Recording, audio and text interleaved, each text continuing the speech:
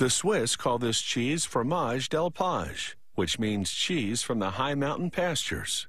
Master cheesemakers retreat to their chalets high in the Swiss Alps to make this special cheese. These individuals follow a tradition of cheesemaking that goes back to the Middle Ages.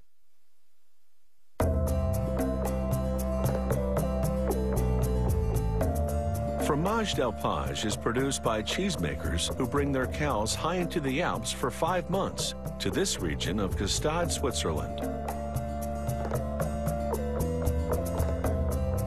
In the morning, they milk their cows for about 7 minutes using an automatic milking machine. Each cow produces around 2.5 gallons of milk, which contains water, protein, and fat.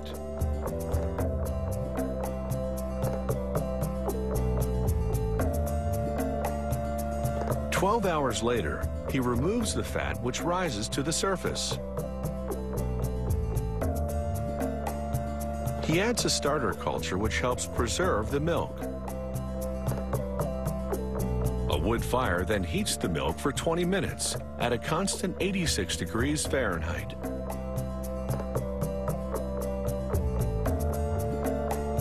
He then adds an enzyme called rennet and more starter culture to the milk.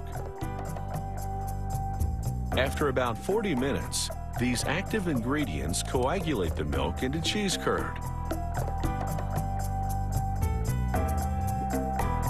He cuts the solidifying curd into smaller pieces.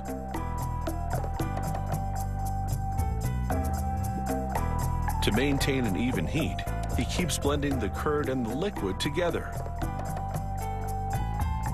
He continues mixing and cutting the curd until the active ingredients separate the curd from the liquid called whey.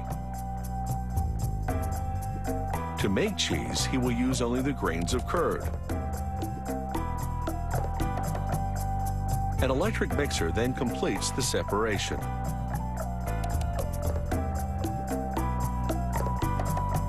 He washes his arms and hands thoroughly because any impurities in the cheese would ruin it.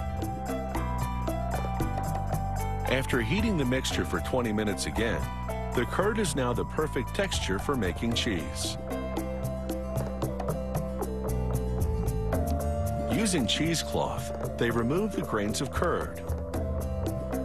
What started out as 80 gallons of milk will end up producing only 66 pounds of cheese.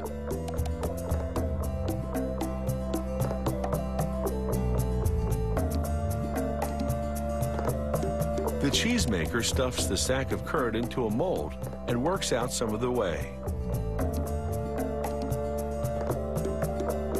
He then puts 3 molds filled with curd into a wooden press. And using a wooden block that distributes the pressure evenly, he squeezes out more of the whey.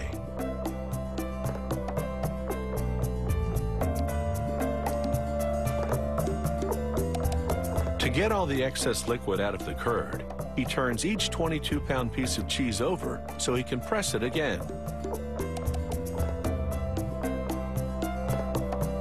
Too much liquid in the cheese would affect its shape and quality, so he does this a few times, then leaves them in the press overnight.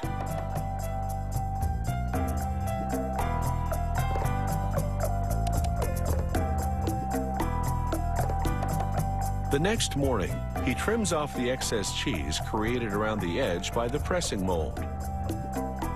Like every step in this cheese-making process, this work is also done by hand. He soaks the cheese in salt water for 24 hours to conserve, harden, and intensify its taste.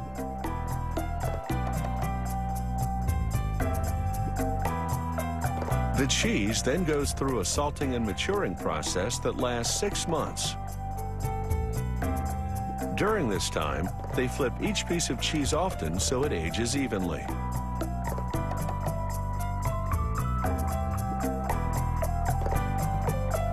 After a final surface cleaning, they put the 22-pound pieces on their sides to air dry. They'll remain edible for at least 10 years. But of course, you don't have to live in the Alps to enjoy the taste of Swiss cheese.